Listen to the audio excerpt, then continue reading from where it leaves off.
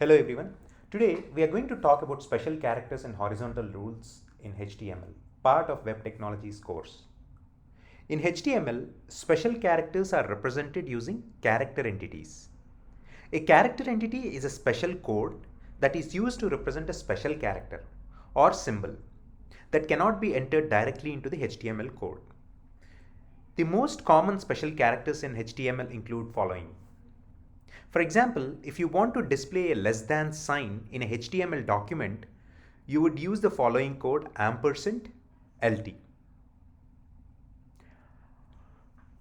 Horizontal rules, also called as horizontal lines, can be added to an HTML document using HR tag.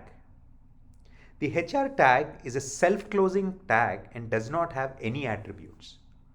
By default, the horizontal rule takes up the full width of the containing element and is displayed with a default height and color.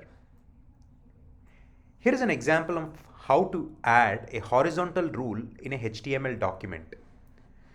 This code will insert a horizontal line between the two paragraphs. You can also customize the appearance of horizontal rule by using CSS. For example, you can change the color, width, and height of the rule. You can use class or ID attribute to style it. In summary, special characters are represented using character entities in HTML. They are useful when you want to use a special character or symbol that cannot be entered directly into the HTML code.